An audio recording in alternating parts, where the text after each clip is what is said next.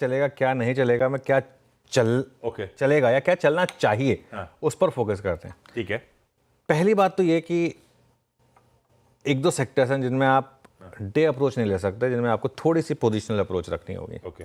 और उसमें मेरा सबसे ऊपर जो सेक्टर है वो है मेटल्स।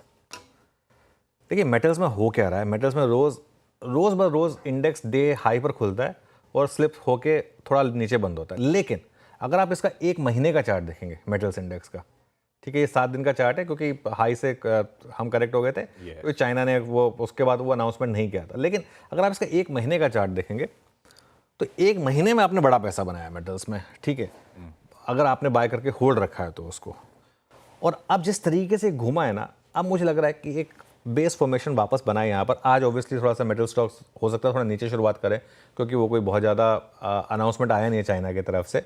लेकिन मेटल्स में मेरा अभी भी मानना है कि मेटल्स में अभी भी टॉप नहीं बना है। और चाइना में भले ही अभी ना आया हो लेकिन वो आएगा इवेंचुअली, चाइना का स्टिमुलस आएगा। देखिए चाइना ऐसा नहीं है कि बस एक तरफ तो बात हो रही थी कोविड के बाद सबसे बड़ा स्टिमुलस पैकेज आया है, ऐसा नहीं होगा चाइना बस इतना करके छोड़ दे। अब वो उन्होंने क्या ना, जैसे कहते हैं वो ऑल इन हो चुके हैं, वो अब वो पूरा अपनी फोर्स उसके पीछे लगाने वाले हैं। तो इसके लिए जो और खासतौर से जो प्रॉपर्टी पर वो बार बार जोर दे रहे हैं ना, वो बहुत इंपॉर्टेंट है। तो इसके लिए मेरा ये मानना है कि मेटल्स में हर डिप पर बाय करने की एक अप्रोच रहेगी।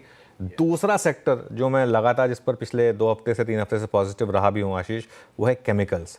केमिकल्स एक और स्पेस है जहाँ पर आपको मुझे लग रहा है कि अच्छे मूव दिखेंगे। उसका एक एग्जांपल है, अब फ्राइडे को भले ही न्यूज़ आ गई, सुदर्शन केमिकल्स फ्राइडे को 20% भागा, ठीक है, और वो न्यूज़ आने के बाद भागा खैर। लेकिन अब व्यू क्या है, अब हो सकता है कल किसी और स्टॉक में न्यूज़ आ जाए। तो इसके लिए इस हफ्ते आप केमिकल्स में फोकस करें। हाँ एक चीज़ है, केमिकल्स में आपको बास्केट बनानी पड़ेगी ये क्योंकि केमिकल में आप स्टॉक स्पेसिफिक अप्रोच लेके नहीं चल सकते। कौन से दिन कौन सा स्टॉक चलेगा ये पता करना मुश्किल होता है। एक्चुअली मेटल्स में भी, मेटल्स और केमिकल्स दोनों में थोड़ा सी आपको बास्केट बनानी होगी। तो ये तो हो गया एक स्पेस जहाँ पर थोड़े से आपको पोजिशनल मूव लेने होंगे। दूसरा स्पेस जो मुझे लग रहा है अच्छा कर सकता है वो है आईटी। आईटी मुझे लग रहा है कि इस वक्त हफ्ते थोड़ा सा अच्छी पोजीशन में है क्योंकि टीसीएस के नंबर्स ऑलरेडी आ चुके हैं और इस हफ्ते बाकी के बिग 4 के नंबर आ जाएंगे। और आईटी का चार्ट देखिए स्ट्रांग लग रहा है और यूएस मार्केट भी बहुत स्ट्रांग है। नैस्डैक भी ऑल टाइम हाई के काफ़ी करीब है। रेट कट एक्सपेक्टेशन अभी भी इंटैक्ट है, 90% करीब रेट कट एक्सपेक्टेशन है। तो और टीसीएस ने भी फ्राइडे को एक तरीके से साइन दिखाएं कि बॉटम वहाँ भी बन गया है। कोई स्टॉक बहुत ज़्यादा नहीं गिरा टीसीएस का नंबर्स के बाद, इनफैक्ट एक बार तो ग्रीन में आ गया था, ठीक है। तो इसके लिए और इन्फोसिस और बाकी स्टॉक्स मुझे काफ़ी स्ट्रांग लग रहे हैं। इन्फोसिस मुझे लग रहा है एक प्री रिजल्ट बाइंग दिख रही है जो मुझे लग रहा है इसको शायद ऑल टाइम हाई तक भी ले जाए एक बार के लिए नंबर से पहले। तो ये एक और सेक्टर हो गया जो मेरे ख्याल से पॉजिटिव है। सबसे स्ट्रांग सेक्टर इस मार्केट में वो है जिसकी हम ज़्यादा चर्चा करते नहीं है अनफॉर्चुनेटली, वो है फार्मा सेक्टर। आप फार्मा का चार्ट देखिए, आप निफ्टी फार्मा का सबसे कंसिस्टेंट आउट परफॉर्मर है। फ्राइडे को भी डे हाई पर बंद हुआ और इसका आप चाहे 7 दिन का चार्ट देखें, चाहे आप 1 महीने का चार्ट देखें, चाहे आप 3 महीने का चार्ट देखें, चाहे आप 6 महीने का चार्ट देखें, चाहे आप 1 साल का चार्ट देखें, कंसिस्टेंसी जो है इसने आपका पैसा लूज नहीं किया।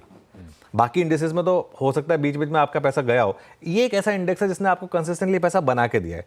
कम बना के दिया होगा भले बाकी सेक्टर्स के मुकाबले, लेकिन कंसिस्टेंटली ये देखिए 12 महीने का चार्ट, कंसिस्टेंटली इसने बहुत पैसा आपको बना कर दिया। तो ये एक और स्पेस हो सकती है जहां पर आप फोकस कर सकते हैं। एक सेक्टर जो आप थोड़ा सा मुझे लग रहा है आपको अवॉइड करना चाहिए 2 कारणों से, ऑयल मार्केटिंग कंपनीज के शेयर, क्योंकि क्रूड वापस से एक बार साइन दिखा रहा है 80 के, हो सकता है आज चल जाए ऑयल मार्केटिंग कंपनी क्योंकि क्रूड नीचे आया और चाइना में एस्केलेशन नहीं हुआ। लेकिन एक तो ये फैक्टर है और दूसरा महाराष्ट्र के इलेक्शंस कभी भी अनाउंस हो सकते हैं। तो इस वजह से थोड़ा सा आप ऑयल मार्केटिंग कंपनी से दूर रहें और थोड़ा सा आप जो क्रूड से रिलेटेड एफएमसीजी स्टॉक्स हैं उनसे दूर रहें। ये इस समय क्या चलेगा क्या नहीं चलेगा पर मेरी अप्रोच। बहुत ब्यूटीफुल।